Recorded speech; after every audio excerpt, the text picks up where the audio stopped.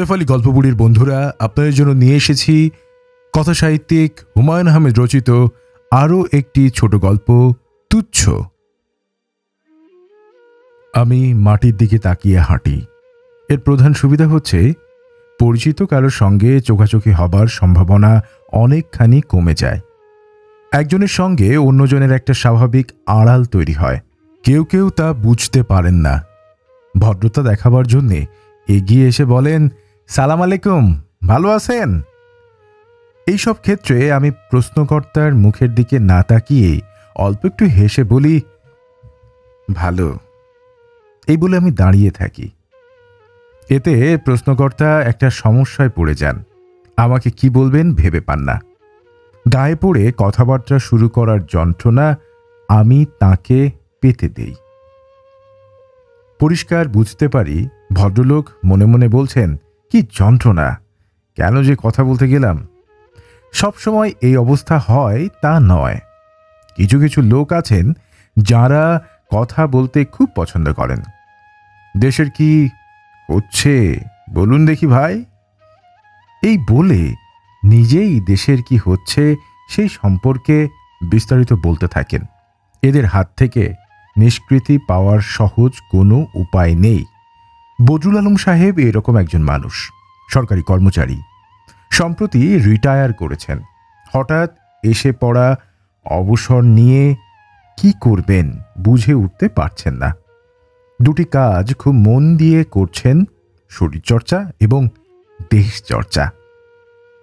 সকাল বিকাল দুবেলা জগিং করেন। জগিংয়ের জন্য একটা পোশাকও তৈরি করেছেন, সাদা হাফ শার্ট, হাফ প্যান্ট এবং ক্রিকেটের আম্পায়ারের মতো সাদা টুপি।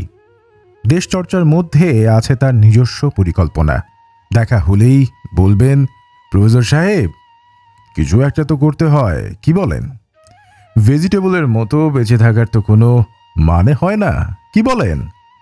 হ্যাঁ, তা তো ঠিকই। প্রতিদিন পৃথিবীতে কতজন শিশু মারা যায় জানেন? জি না। 40,000। বাংলাদেশে প্রতিদিন কতজন মারা যায় আন্দাজ করুন তো দেখি। আন্দাজ করতে পারছি না। ইউনিসেফের একটা রিপোর্ট আছে আমার কাছে, হ্যাঁ, আপনাকে পড়তে দেব। পড়লে মাথা ঘুরে যাবে, ভয়াবহ অবস্থা। আমাদের কিছু একটা করা দরকার, কি বলেন? তা তো বটেই। এই যে ছোট ছোট শিশু রাস্তার পাশে বসে ভিক্ষা করছে, এদের কাছে আমাদের জবাবদিহি করতে হবে, হবে না? তা তো হবেই।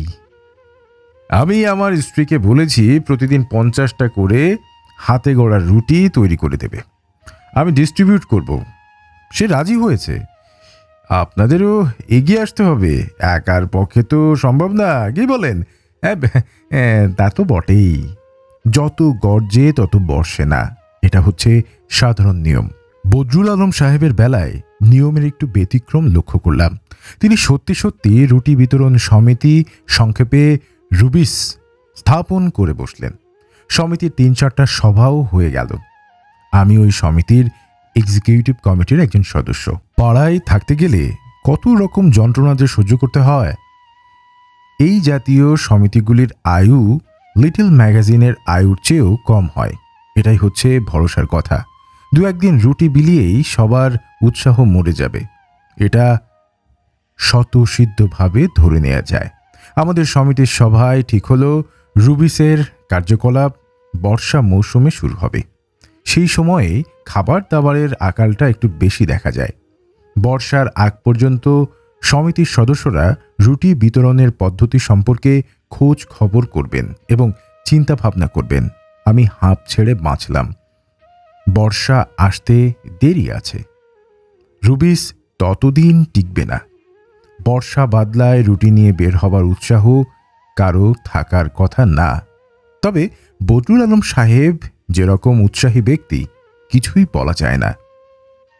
বৈশাখ মাসের কথা। বিকালের দিকে আকাশ অন্ধকার করে মেঘ করেছে। নির্ঘাত একটা কালবৈশাখী হবে। দ্রুত পা চালিয়ে বাসায় ফিরছি। দোয়েল চত্বরের কাছে এসে বদরুল আলম সাহেবের সঙ্গে দেখা। মাথা নিচু করে চলে যাব ভাবছি, সম্ভব হলো না।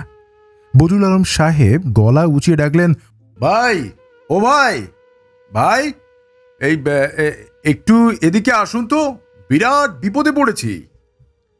গিয়ে দেখি সত্যি বিরাট বিপদ। 4 জন শিশুর একটা দলের মধ্যে তিনি নার্ভাস ভঙ্গিতে দাঁড়িয়ে আছেন। দলটির সঙ্গে বিছানা, একটা পার্টি এবং হাঁড়িকুড়ি দেখে বোঝা যাচ্ছে এরা গ্রাম ত্যাগ করে সদ্য শহরে এসে পৌঁছেছে। চারিদিকের কাণ্ড কারখানা দেখে ভয়ানক হকচকিয়ে গেছে। সবচেয়ে ছোটটি 3-4 বছরের মেয়ে। সে ক্রমাগত ফ্রকের হাতায় চোখ মুছছে। সবচেয়ে বড়টিও মেয়ে, 12-13 বছর হবে, এও কাঁদছে। মাঝের দুটি ছেলে, এরা কাঁদছে না। আমি হাসি মুখে বললাম, আলম সাহেব, আপনি মনে হচ্ছে আপনার রুটি বিতরণের সাবজেক্ট পেয়ে গেছেন।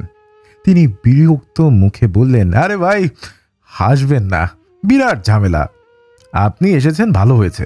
এদের সমস্যাটা একটু মন দিয়ে শুনুন, কোনো সলিউশন বের করা যায় কিনা দেখুন। আমি একটা সেকেন্ডও থাকতে পারছি না, জরুরি একটা অ্যাপয়েন্টমেন্ট, অলরেডি আধা ঘন্টা লেট। আকাশের অবস্থা তো দেখতেই পাচ্ছেন, কাল বৈশাখী শুরু হয়ে যাবে। তিনি আমাকে দ্বিতীয় কথা বলার সুযোগ দিলেন না। অতি দ্রুত রাস্তার ও পাশে তার মরিস মাইনরের দিকে ছুটে গেলেন। বাচ্চাগুলির সমস্যা তেমন বিচিত্র কিছু নয়, বরং বলা চলে খুবই সাধারণ সমস্যা। এদের বাড়ি ময়মনসিংহের ত্রিশালে। মা নেই, বাবার সঙ্গে থাকত। সেই বাবা একদিন কাউকে না বলে উধাও, কোনো খোঁজ খবর নেই। বাচ্চাগুলি বুদ্ধি করে চলে গেল নবীনগর, তাদের মামার বাড়ি।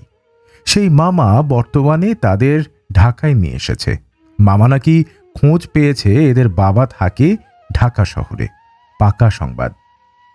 মামা বড় মেয়েটির হাতে একটা 10 টাকার নোট ধরিয়ে দিয়ে বলেছে অপেক্ষা করতে, সে কিছুক্ষণের মধ্যেই চলে আসবে।